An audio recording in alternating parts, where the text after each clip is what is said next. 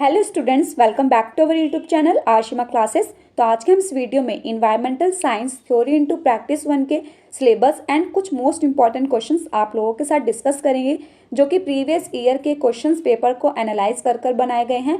तो ये 2023 का लेटेस्ट सिलेबस है दिल्ली यूनिवर्सिटी का। तो ये वीडियो सभी के लिए इंपॉर्टेंट है, बीए, बीकॉम, बीएससी, क्योंकि सभी का यही सिलेबस है। तो देखिए, lesson 1 introduction to environmental study, जिसमें कि आप उसके objective, introduction, component of environment, environmental education, आप इनके स्क्रीनशॉट ले लीजिए कि आपको क्या क्या कवर करना है। और इसमें है scope and importance of environmental study, important topic है, and difference between environmental science and environmental study, ये भी इंपॉर्टेंट है। एंड नेक्स्ट जो यूनिट होगी आपकी इकोसिस्टम पर होगी। देखिए, lesson 2 ecosystem, concept, structure, pyramid. इसका इकोसिस्टम तो बेहद इंपॉर्टेंट टॉपिक है, क्योंकि आपकी 3 जो लेसन हैं इसी के ऊपर हैं, लेसन 2, लेसन 3, लेसन 4। तो मोस्टली क्वेश्चन आपको इकोसिस्टम पर देखने को मिलेंगे, और इन्वायरमेंटल साइंस में इकोसिस्टम इंपॉर्टेंट टॉपिक होता है। तो आप इकोसिस्टम का कॉन्सेप्ट, उसका स्ट्रक्चर, पिरामिड सब अच्छे से समझ कर जाएंगे। नेक्स्ट यूनिट है आपकी इकोसिस्टम पर ही है, वो भी lesson 3, biology, chemical cycle, functions, energy flow and productivity. इसमें आप क्या क्या कवर करेंगे? लर्निंग ऑब्जेक्टिव्स में आपका introduction, biology, chemical cycle, atmospheric Nutrich cycle, functions, and next energy flow in an ecosystem. इसे मार्क कर लीजिए, very very very important. Last year भी ये एनसी वेब वालों के बच्चों के में एग्जाम में आया था। लेसन 4 इकोसिस्टम पर ही है, टाइप्स एंड सर्विसेज। इसे भी मार्क करिए, क्योंकि इकोसिस्टम के टाइप्स आप समझ कर जाएंगे। उसमें आपको कोई भी स्ट्रक्चर बना के पूछ लेंगे कि बताइए कौन सा इकोसिस्टम है इसमें, और उसके अकॉर्डिंग आपको सभी आंसर करने होंगे, और सारे टाइप्स आपको अच्छे से पता होने चाहिए इकोसिस्टम के। और इकोसिस्टम सर्विस भी लास्ट ईयर आया था। तो देख लीजिए क्या क्या है types of ecosystem, ecosystem service. इस टॉपिक में ये 2 चीज़ें बहुत इंपॉर्टेंट हैं। अब आते हैं हम लेसन नंबर 5 पे, natural resources and land resources, जिसमें आप पढ़ेंगे उसका इंट्रोडक्शन। जो पॉल्यूशन वाली यूनिट होगी वो आपकी ईजी है, उसमें आप अपने पास से भी बनाकर लिख सकते हैं, लेकिन इकोसिस्टम तो आप अच्छे से पढ़ के जाइए। उसके टाइप्स, सर्विसेज और फूड चेन, फूड वेब, वो सब अच्छे से पढ़ना है आपको। और जो पॉल्यूशन पर है आप उस पर खुद भी बना सकते हैं, उस पर थोड़ी केस स्टडी टाइप क्वेश्चन भी आ सकता है। देखिए, सॉइल इरोजन, इनकी डेफिनेशन याद करके जाएंगे। सॉइल इरोजन क्या होता है, desertification, deforestation.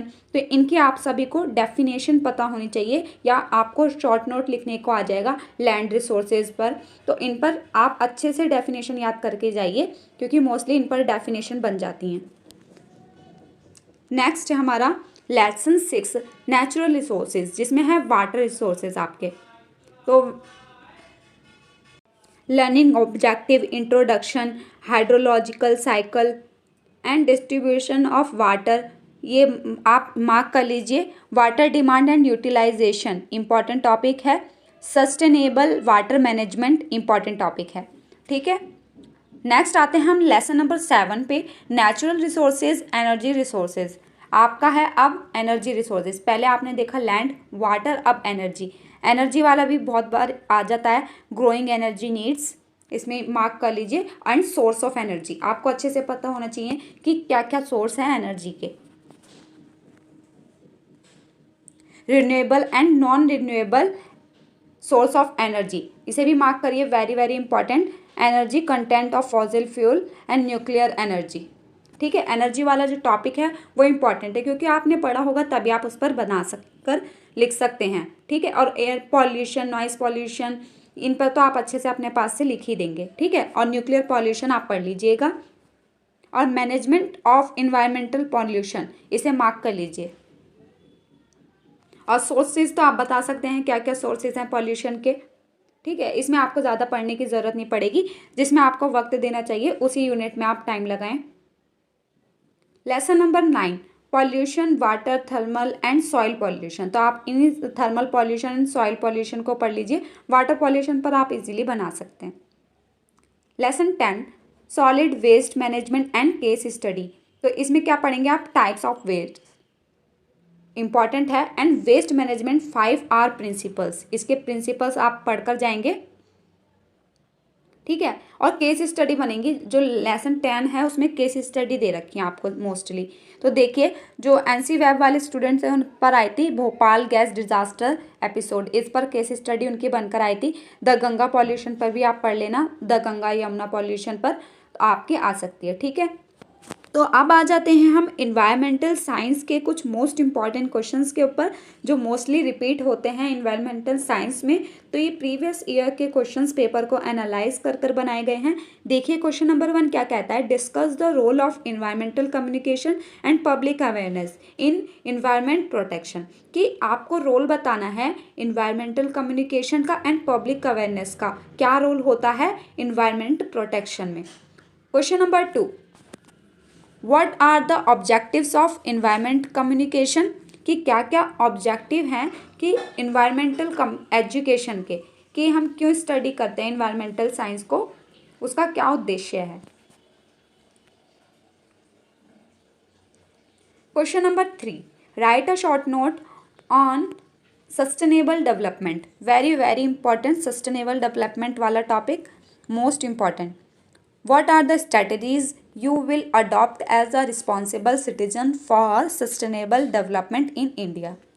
Question number 4, what do you understand by environmental movements? इसे भी मार्क करिए कि आप environmental movement से क्या समझते हैं। Write a short note on biosphere, lithosphere, hydrosphere, atmosphere and layer of atmosphere. इस पर फुल फ्लेज क्वेश्चन भी आ जाता है कि लेयर्स ऑफ एटमॉस्फेयर बताइए और डिफाइन एटमॉस्फेयर, या फिर शॉर्ट नोट लिखने को आ जाएगा कि एटमॉस्फेयर पर शॉर्ट नोट लिखिए। और जो ये लिथोस्फेयर और हाइड्रोस्फेयर है इसको अच्छे से पढ़िएगा, ये डिफाइन करने को आ जाता है, इन पर शॉर्ट नोट भी आ जाते हैं, ठीक है। Question number 6, explain the composition of the atmosphere. Atmosphere का टॉपिक इंपॉर्टेंट है क्योंकि ईवीएस में ये इंपॉर्टेंट टॉपिक है आपका। नेक्स्ट है हमारा question number 7, what is an ecosystem. Ecosystem का कॉन्सेप्ट अच्छे से क्लियर करिए, इकोसिस्टम क्या होता है, इकोसिस्टम सर्विसेज क्या होती हैं, इकोसिस्टम के क्या टाइप्स होते हैं, इकोलॉजिकल सिस्टम, देखिए terms ecological system and what are the main features of an ecosystem, क्या मेन फीचर्स हैं इकोसिस्टम के, ठीक है। आपको ये सभी एक्सप्लेन करने हैं, ये इंपॉर्टेंट क्वेश्चन है। What are the difference between biotic and abiotic components, ये भी इकोसिस्टम से उठाया गया है।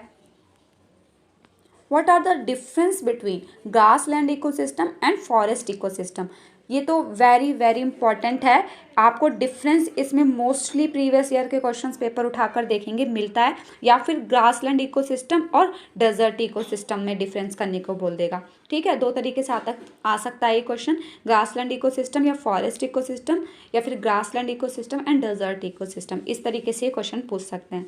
Define desert ecosystem, desert ecosystem क्या है इसको डिफाइन करना है आपको।